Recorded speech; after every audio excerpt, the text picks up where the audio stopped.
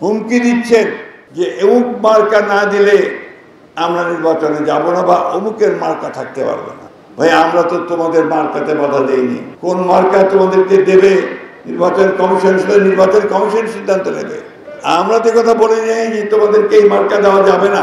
তাহলে অযথা বিএনপির ধানের শীষকে নিয়ে টানাটানি কেন? টানাটানি এই জন্যে যে ধানের শীষ অপ্রতিরোধ্য। ধানের শীষকে ঠেকিয়ে রাখা যায় না।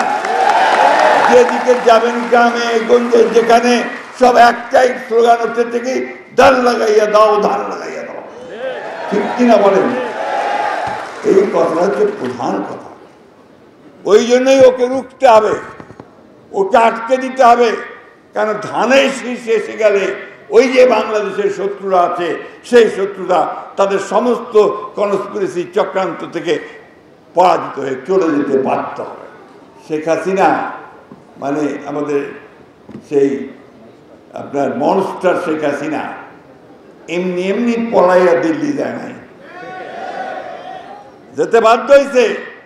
কারণ আমরা সেই গ্রাউন্ড তৈরি করেছি, আমরা সেই ভিত্তি তৈরি করেছি। দীর্ঘ 15 বছরের সংগ্রাম দিয়ে, বুকের রক্ত দিয়ে লড়াই করে সেই আমরা সুন্দর করেছি। সুতরাং কেউ যদি আমাদেরকে প্রশ্ন করে, কোশ্চেন করে, এই কথা খুব স্পষ্ট করে বলতে পারবেন, জোর গলায় বলবেন, গণতন্ত্র আমরা এনেছি, সংস্কার আমরা এনেছি, এই গণতন্ত্রকে প্রতিষ্ঠিত করব আমরাই, এবং এর জন্যে প্রয়োজন হবে আবারও বুকের রক্ত দিয়ে আমরা গণতন্ত্রকে রক্ষা করব। বন্ধুগণ, কয়েকদিন লাফালাফি করলেই গণতন্ত্র হয় না। গণতন্ত্র করতে হলে অনেক অভিজ্ঞতা দরকার, অনেক ত্যাগ দরকার, মানুষের জনগণের একদম কাছে যাওয়া দরকার। বিএনপি সেই পার্টি যে পার্টি মানুষের কাছে যাওয়া পার্টি।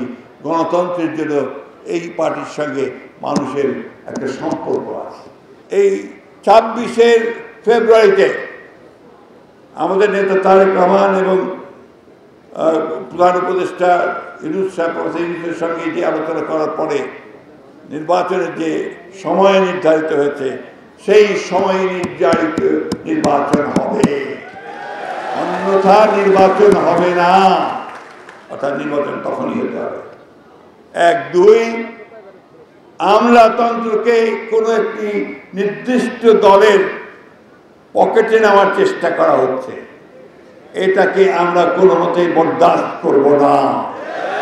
সম্পূর্ণ নিরপেক্ষ আমলাতন্ত্র থাকতে হবে, সরকার থাকতে হবে নির্বাচনের সময়।